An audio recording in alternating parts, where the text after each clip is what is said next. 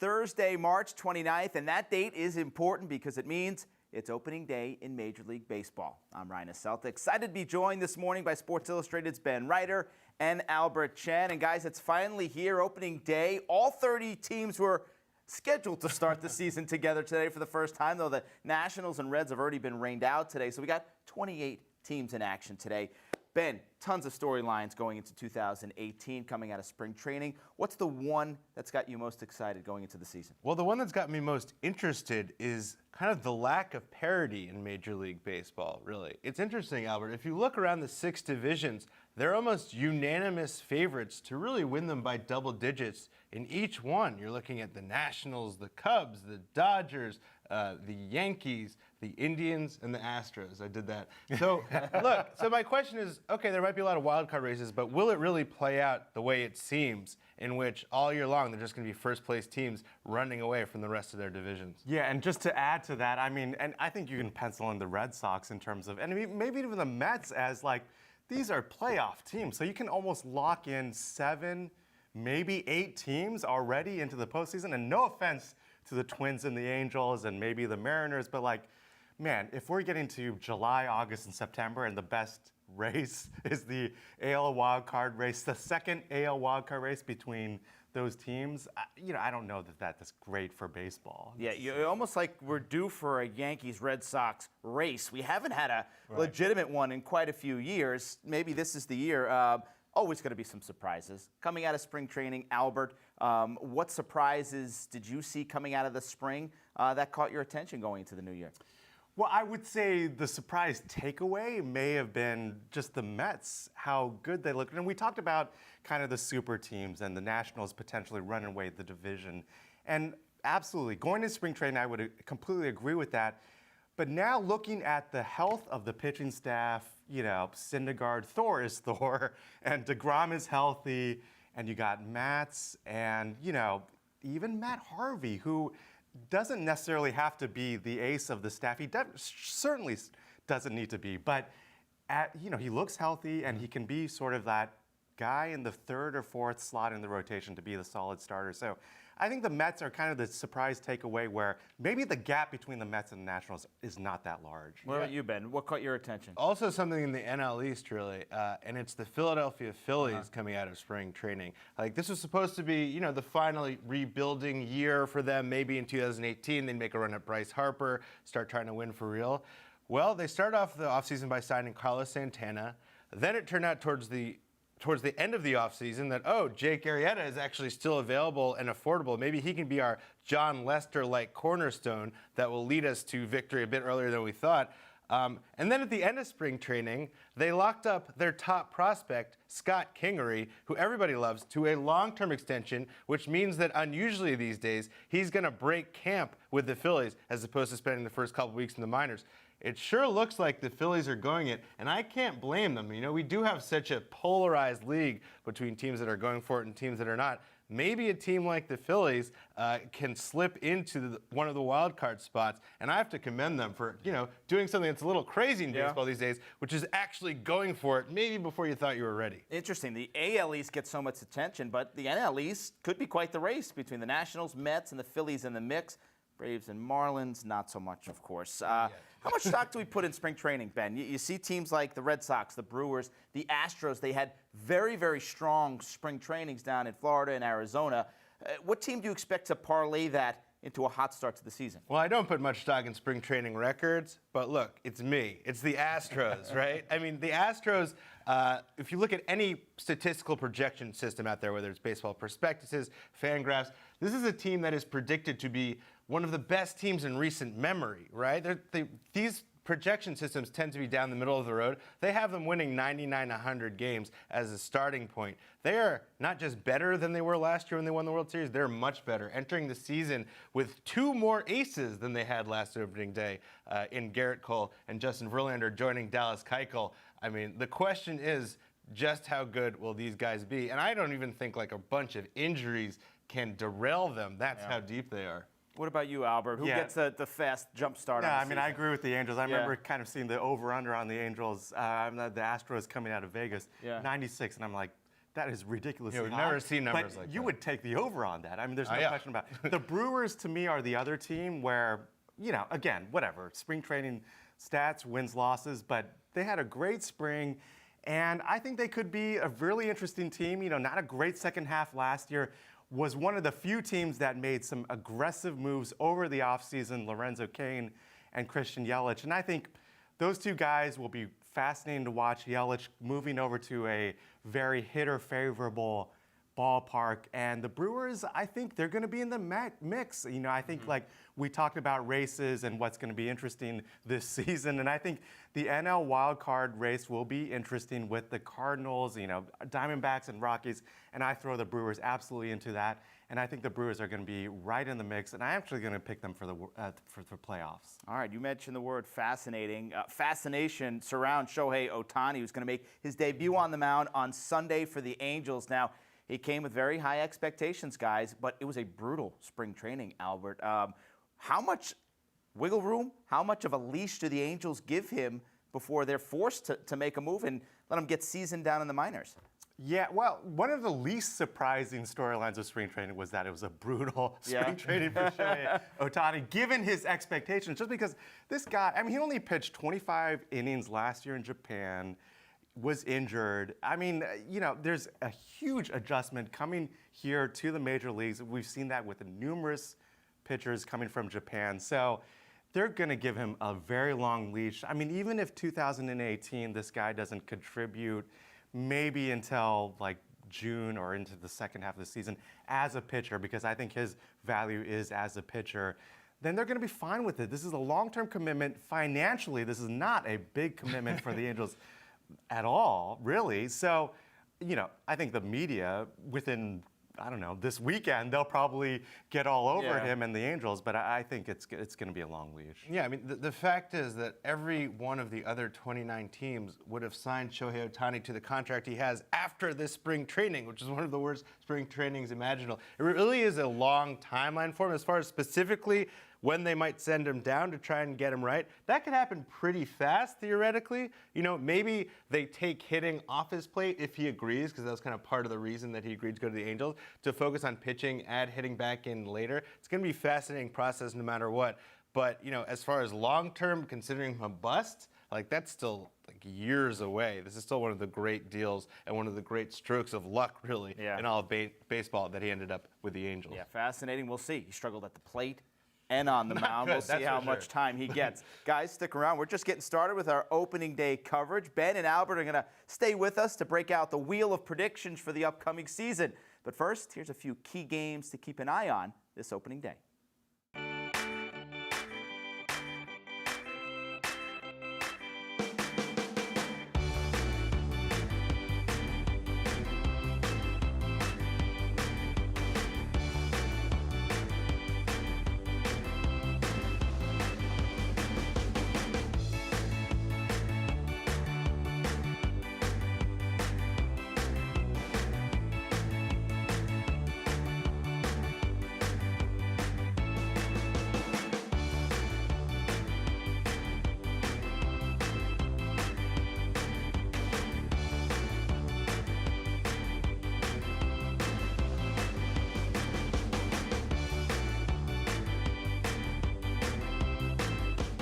Headlines. We start with what's next for Odell Beckham Jr. Now, ESPN's Adam Schefter is reporting that the Giants have asked for at least 2 first-round picks in return for Beckham, while the team insists it's not shopping the receiver. So, Ryan, if you're Odell, do you want to stay in New York or do you want to move on?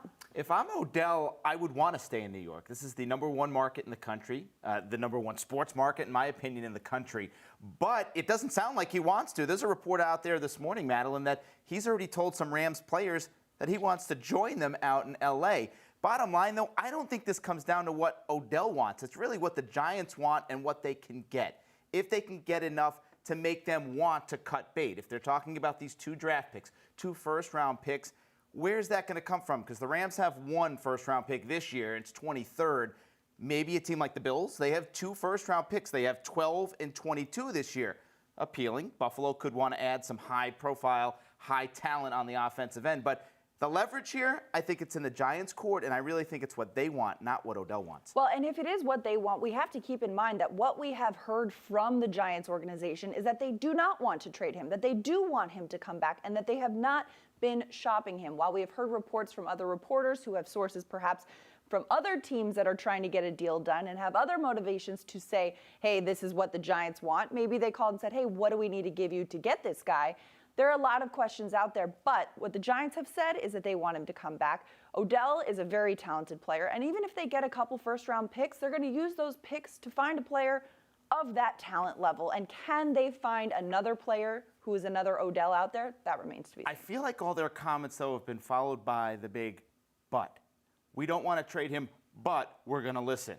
We want him on our team, but we can't guarantee it. Because they're covering both ends is final, here. though. Nothing in sports is final, and I think we've seen it all so much that we know there's no definite in any of this. No guarantees. That's right. All right, Isaiah Thomas's frustrating season will end in a New York hospital today as the Lakers announce IT will undergo surgery on his right hip. The procedure is believed to be just an arthroscopic cleanup, but it's the same hip that's given Thomas problems for almost a year now. The Lakers reportedly say they're still interested in keeping Isaiah in LA after this season. For the Lakers, would that be a good move, Madeline? I think it would be a good move if they sign him to maybe a one-year deal, keep him on the bench, backing up. I mean, they've got a young team. They're clearly going to be in a rebuild this year. They're clearly going to be going after some high-profile free agents. So I don't think Isaiah Thomas is a priority for this Lakers team. However, he's done some good things out there. He's come off the bench. He's been a team player. If he's going to be coming off an injury, coming off another surgery, banged up, you don't know what you're going to get from him. If you get him on a cheap one-year contract and see what you get, I think it's a low-risk reward situation. I don't see a harm in that, but I wouldn't extend him anything over a year. Yeah, it's likely that's what he's going to have to get. It's a 1 year coming off of surgery and kind of bridge that gap until he can show he's healthy. Luke Walton has raved about him, talking about how he's gelled with some of the guys, Julius Randle, Kyle Kuzma, that he's been a good mentor to some of the younger guys. It'll come down to money, though. If he'll take that 1 year less money, and, they're going after these big max contracts. We've heard LeBron, we've heard Paul George. Can they fit Isaiah Thomas in? And if they were to get LeBron, does LeBron want to play with Isaiah Thomas again? That would be a big question mark. I would probably venture to say no on that one. All right, legendary Florida Gators football coach Steve Spurrier might be making his way back to the gridiron. Spurrier says he's interested in coaching in new Alliance of American Football League, the alternative football league being launched by XFL documentarian Charlie Ebersol. Now, does a Spurrier hire give this league legitimacy? Nope, absolutely not. I think Spurrier lost his own legitimacy when he went and coached at South Carolina. The old ball coach is not the same guy we saw back in Gainesville at Florida when he led that high-powered offense. And here's the deal. It lends some legitimacy to a league that, in my opinion, barely has any as it is. This screams of a PR move. When you hire 72-year-old washed-up college football coaches, that screams of publicity and lack of legitimacy, and that's what I see with a move like this. I don't know. The AAF is kind of hitting the ground running. They've already got broadcast rights. They've already got a lot of things ironed out.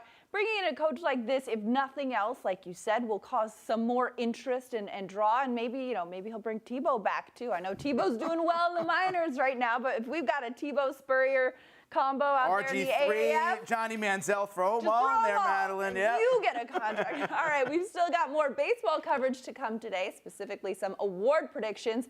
But for you MLB fans out there, opening day also means finding a way to watch sports at work. Now, fortunately, the guys from the new movie Game Over Man know all the tricks. We're here to talk about how to watch sports on the job. Yes, because sometimes you can't get out of work, but you gotta watch your games. You got to watch the game.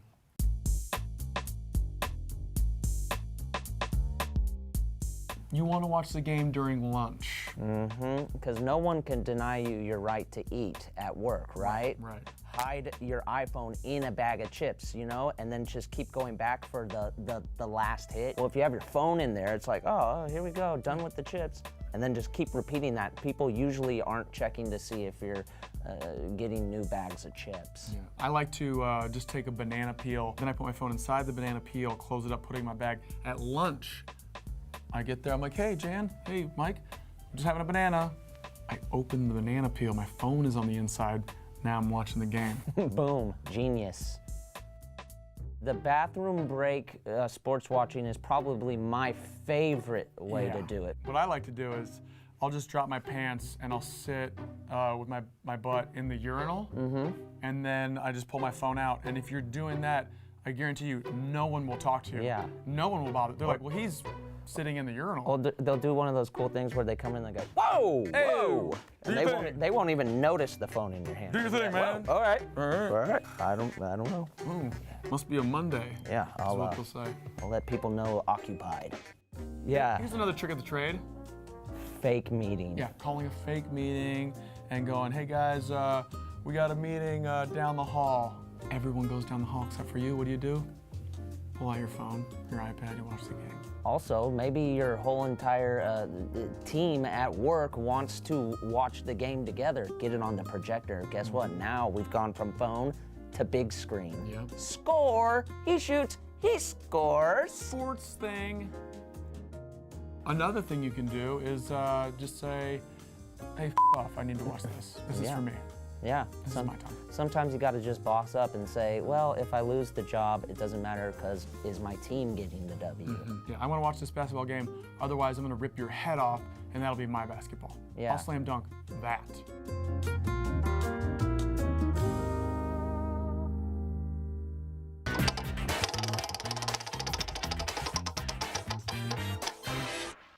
All right, time now to spin the baseball wheel of predictions. Ben Reiter and Albert Chen are back with us, and we got a mix of some awards here, some teams going into the opening day, start of the season. I'm going to get your take on, guys. So let's get started right away. We got 14 different topics on here. We're going to roll this one first here, and Albert, get your take on American League Rookie of the Year. Who you got, Albert? American League Rookie of the Year.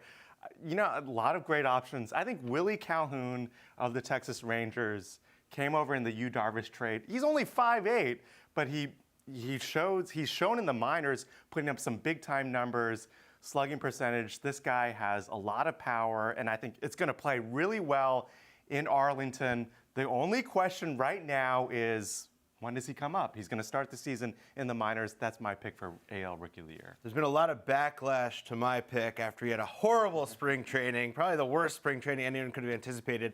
I'm making the backlash to the backlash pick. I'm picking Shohei Ohtani. Wow, you're all in, huh? Look, The pitcher or the hitter?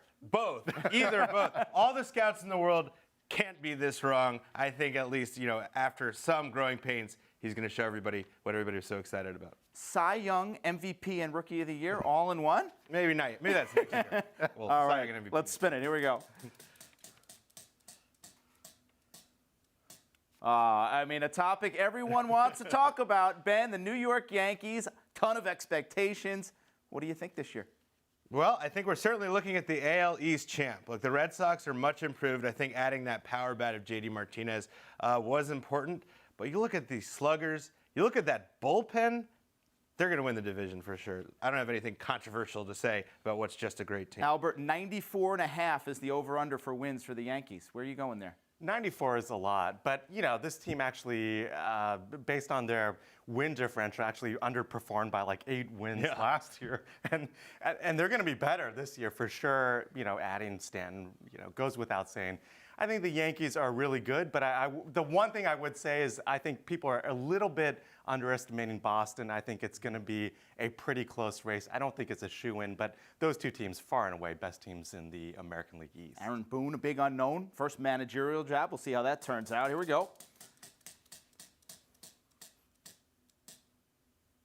Albert, Mariners, one of these hot value picks going into this season. Do you like some of the additions in Seattle this year? I feel like they're a hot value pick every year for the last few years. No, I'm not a fan of the Mariners. I think they're a solid team, and I was a big fan of them previous years. This year, I look at the division. The Astros are just going to crush everyone, and they're looking at a wild card spot at this point. A lot of solid veterans, Kyle Seager, Felix Hernandez, Nelson Cruz, but I just don't see it. I don't see them improving from last year, and I think that I love their GM, Jerry Dipoto. He's very creative in what he does and sort of the wheeling and dealing that he makes, but I just don't see this team as a playoff team. D. Gordon, an addition there. 81.5 is the over-under for a team that won 78 a year ago, Ben. I'm going under. I'm with Albert. I think that's a tough division, even though the Astros are going to run away with it. Look at that pitching staff. Like, Felix Hernandez is just not what he once was. I guess James Paxton's their ace now, but he's never stayed healthy through an entire season. I think they might be on the wrong side of the curve without having ever gotten to the top of it. Such a good point. You got to remember the division. They play the Astros 18, 19 times a year. That's not easy on the schedule. Ben, American League MVP. You hear names like Trout, now Stanton coming over to the American League. Who's your pick to win the big one this year? Look, my pick came in 4th last year, and he missed more than a quarter of the season. All he has to do is miss like 1 month, and he's a shoo-in. Talking, of course, about Mike Trout. Going to be my pick every year until further notice, so we might as well not even do this next spring. All right, Ben takes the chalk. Who do you got here, Albert? Well, I take a guy who only played in 109 games last year, still finished in within the top 20. Probably you could argue he should have finished in the top 10. Carlos Correa of the Astros. Still, the monster season is coming, and I think this is it, probably. And I think that, he's going to be the best player on the best team in baseball, so he gets extra points for that. But I think that he's going to put up big-time numbers. He already did last year in 109 games. Let's see it happen in 150, 160 games. Real quick to wrap this up with no spin here. National League MVP, Ben. Look, Bryce Harper. Again, you might say, you accuse me of going with chalk again. But this is a guy who doesn't need extra motivation, but has it this year, and that he's now playing for free agency, and he's gunning to surpass Giancarlo Stanton's 13-year, $325 million contract. I think he's in for a monster year in Washington. Real quick, Albert, who do you got? Joey Votto. I mean, he finished 2nd last year, and this is an all-time great on his way to perhaps a Hall of Fame career, 34 years old. He's got one more great MVP-type season in him. I think this is it. Joey Votto, one of the greats. Good stuff, guys. Ben Reiter, Albert Chen. Thanks a lot, guys.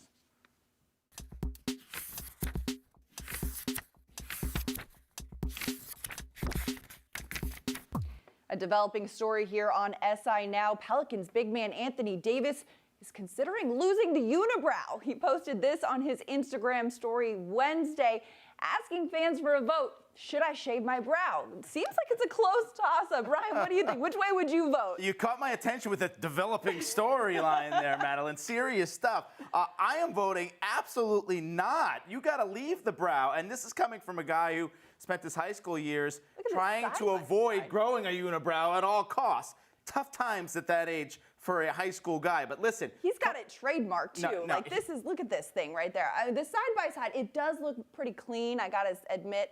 Definitely looks nice without it, but he has built his identity. It's like if James Harden shaved his beard. Right. No, this is his brand. He is the brow. Let's remember, he plays in New Orleans. You don't get a whole lot of attention sports-wise in New Orleans. He's known, he's an international superstar because of his game, but also because of the brow. But I got some advice for Anthony here. Dude, you don't shave the brow. You gotta wax it. You gotta wax it. You gotta pluck it. Do not bring a razor to that thing. It's gonna be too wide of a gap. Too wide of a gap. Absolutely, I'm telling you. This is strong. Clearly, this is new territory for Anthony Davis, so he's not quite sure the terminology involved here. But I appreciate that he's thinking of keeping it classy, keep putting it together. But we'll see which way he goes. Yeah. All right, keep it right here. Don't touch it. Don't touch it. Come on. We'll be back tomorrow morning at 10:30 Eastern with more SI Now. Continue to follow us on Twitter at SI Now Live and check in on SI.com for all the latest sports news.